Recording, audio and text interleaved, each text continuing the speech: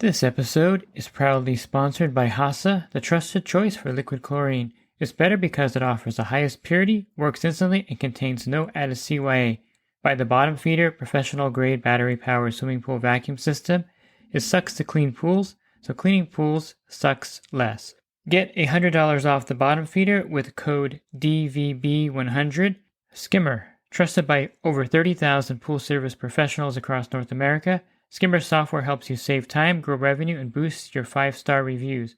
Whether you're just starting out or expanding your team, Skimmer's easy-to-use tools and expert support have you covered. Upgrade your business in 2025 with Skimmer. Try Skimmer for 30 days for free at getskimmer.com/poolguy. The Pool Guy Podcast Show. The Pool Guy Podcast Show. The Pool Guy Podcast Show.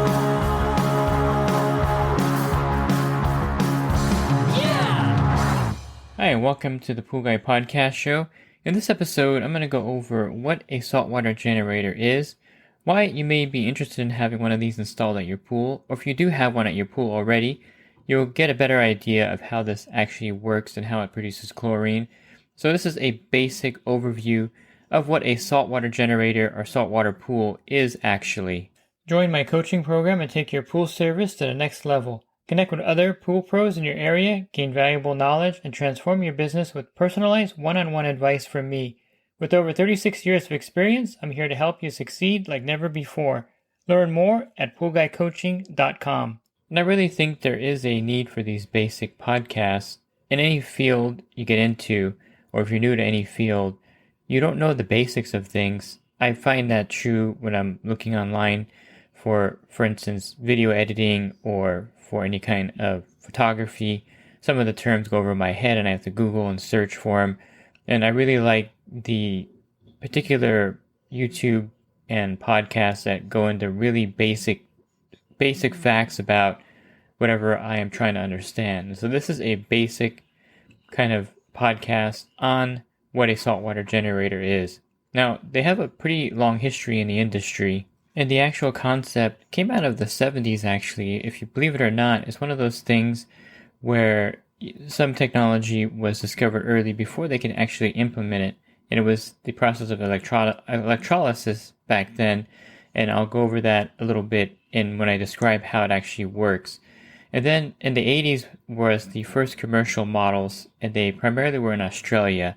And I started doing pool service in 1988, and I don't think I saw any saltwater generators probably until, I guess, the late 90s is when I started seeing them appear here in California. There wasn't a lot of them here. I know maybe in Florida they were there a little earlier than here, but then I really started seeing them, of course, 2000 plus. You started seeing a lot of these saltwater generators, and people started buying them. And the technology, of course, improved in the 2000s. And then in, the 2010s to 2020s, up to present day, it really has become something that is very common in the industry, common in the pool stores. When you go in there, usually in the front is a saltwater generator on display. So it has been around maybe for, I'm going to just say for a good 20 years, to be fair to the early saltwater generators that weren't that great. If anyone remembers the Ecomatic ones, those were pretty popular in the early 2000s, and those were pretty horrible units. And so they've definitely come a long way since the Ecomatic days of those, and it's something that has some history behind it. Anything that has a 20-year history, I think, is a pretty durable product in the market, in my opinion. It's not something new, and it's something that's been around for a long time. So the current generation of saltwater generators that you see online and in pool stores are probably the best generation yet of these generators. So let me touch on how the saltwater generator actually works. You'll hear saltwater generator or saltwater pool, or you'll also see the abbreviation SWG, saltwater generator. Most people refer to it as a salt system, saltwater generator, or a salt pool. There's not a lot of differences between what that is. Basically, they're describing a pool that uses the saltwater generator to convert salt into chlorine. And here's a myth that you may hear, and I still hear this today, and it's something that was propagated back when they started marketing these things.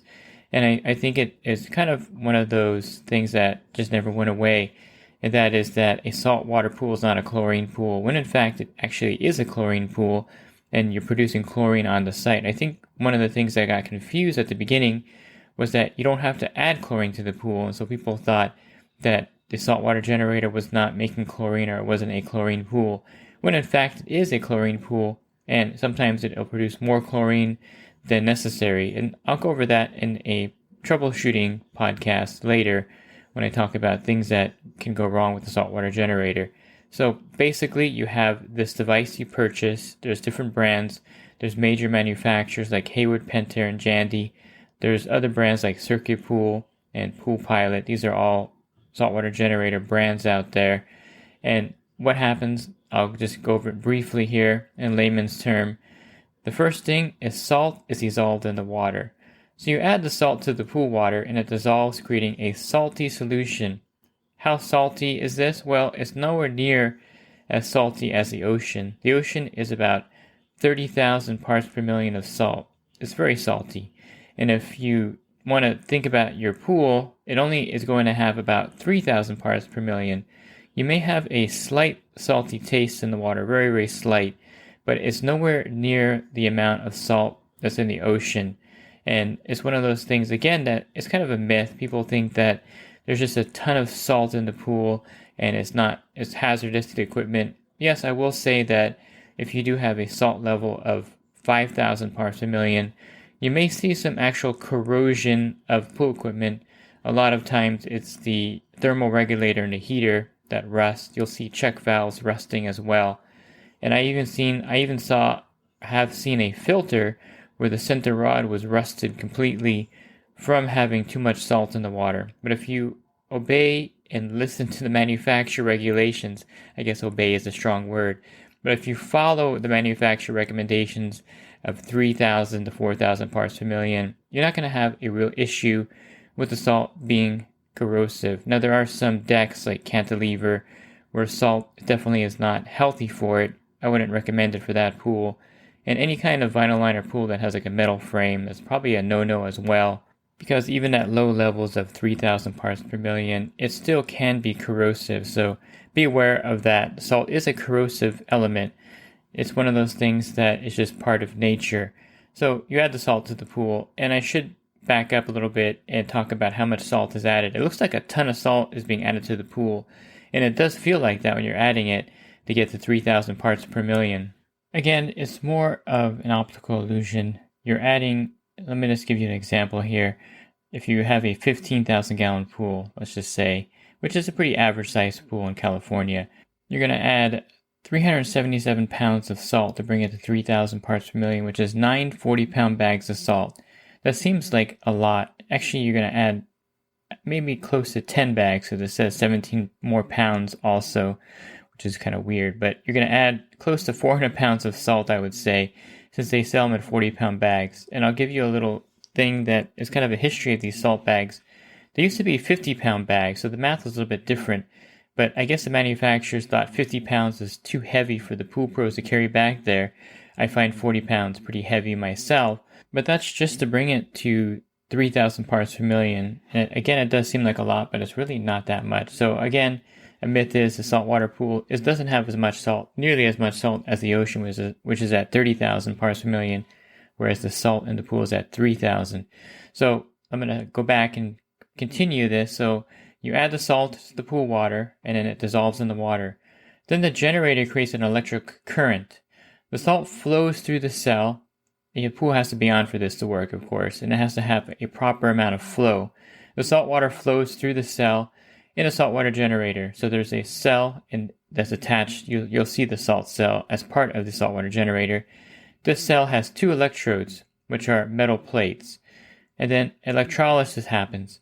So electrolysis occurs, and this reaction breaks down the salt, and this is the chemical element of salt, NaCl, into its basic elements, chlorine, Cl, and sodium, Na. So you see how that works. It splits, I'm going to say it kind of splits that, the salt, the Na and the Cl get split. So one becomes chlorine, Cl, and the other one is sodium, Na.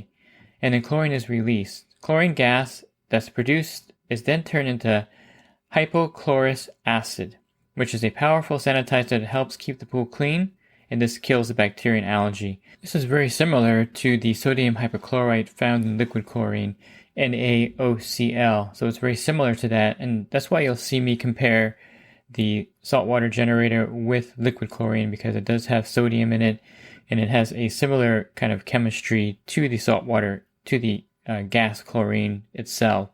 And when you're looking at how many pounds of chlorine a saltwater generator produces, I like to equate that to liquid chlorine, 12.5% liquid chlorine, and you can get an idea of pounds it produces per pool and liquid chlorine per pool. So it's very similar to that, and that's basically how the saltwater generator works. It's pretty simple and it's pretty basic. It's just back in the 70s they didn't have the technology to actually put this into action. Now that, of course, we have the technology and you see saltwater generators everywhere. So essentially, it's turning salt in the pool water into chlorine, and then, of course, this process repeats itself in a cyclic fashion, or a cycle, and it does this over and over again. And, of course, it won't work properly with low salt in the pool. So if you have too little salt in the pool, it's not going to work effectively because there's not enough salt to convert. And in the same regards, if there's too much salt in the pool, it's not going to work as well because they just don't work when the salt level is too high. Now, since it uses electrolysis, it won't work either in really cold water. So if the water temperature is in the 60s, the salt system stops producing because, as you know, electricity does not conduct really well in cold water. So there are a few things that will make the salt system not work correctly. Another thing that will interfere with the production of the chlorine is if the metal plates in the salt cell start to get calcium buildup, and the electricity current can't be conducted across the plates at that point because of all the buildup on the plates. And then one last thing that could affect the chlorine generator and make it not work effectively is having too little flow going to the generator. All of these have a flow meter because they get really hot. After all, you're having a little chlorine factory in that salt cell with electricity in those metal plates, and so the flow has to be proper to work. And if there's not enough flow, if you have a variable speed pump running at a really low RPM or speed, it's not going to flow properly, and you're not going to have enough water flowing through it to generate the chlorine. So those are kind of some of the things, and I'll of course touch on these in more detail when I talk about troubleshooting a saltwater generator, but I wanted just to cover these briefly here so you know that when you install one of these things or have one of these things installed, it's not like a set it and forget it type thing. There's a lot of different things you have to be aware of, and those are some of the things that can stop the chlorine generation in a saltwater pool. So what would be the basic benefit of a saltwater system? Well, it adds chlorine to the pool, and I think that is a great benefit. Is that the only benefit? Well, technically that is the only benefit of a saltwater generator. It's just delivering chlorine to your pool in a different fashion. You're not going to need the trichlor tablets, liquid chlorine in most cases, cal hypo, dichlor, any kind of chlorine product added to your pool because you're making the chlorine right there at the pool side. It's a pure form of chlorine as well. So a lot of the other chlorine types have some cautions with handling, and they have chemical smells, whereas a saltwater generator doesn't have any of that. So it's very simple and easy to use. What I think is one of the best benefits of the saltwater generator is that you can easily keep a free chlorine level in the pool pretty much all season long. If you maintain the cell, like I mentioned, some of the problems that could happen, if you maintain the saltwater generator and you maintain the system and everything is properly at proper levels, then you'll be able to produce chlorine continuously in your pool without having to go to the store, buy chlorine, and add it to the pool. So to me, that's a convenience factor that can't be met really by any other means. Even if you have a liquid chlorine feeder or use trichlor tablets, you still have to physically add the product to the pool. Whereas with the saltwater generator, you're adding salt at the beginning of the season to bring it to 3,000 parts per million. You're turning on the system, making sure that the saltwater cell is working, and that's about it. It's pretty simple and easy, and it produces quite a lot of chlorine depending on which salt system you purchase. Another question that I'm often asked is that, yes, it is a convenience factor, and people understand that they won't be adding chlorine to the pool usually unless something goes wrong with the system, but is it actually worth the price that you pay for it? And my answer to you is it just depends on what your budget is for your pool. What's worth it for your pool is different for everybody. And I would say that if you wanted to get a correlation between using a saltwater generator and adding chlorine to your pool, like trichlor tablets or liquid chlorine, it's going to be more expensive to run your pool with a saltwater generator than if you were to purchase trichlor tablets or liquid chlorine or cal hypo to add to your pool. It's just a fact, and you have to factor in the salt cell wearing out every 3 to 5 years and replacing that at a cost that's pretty significant in some cases.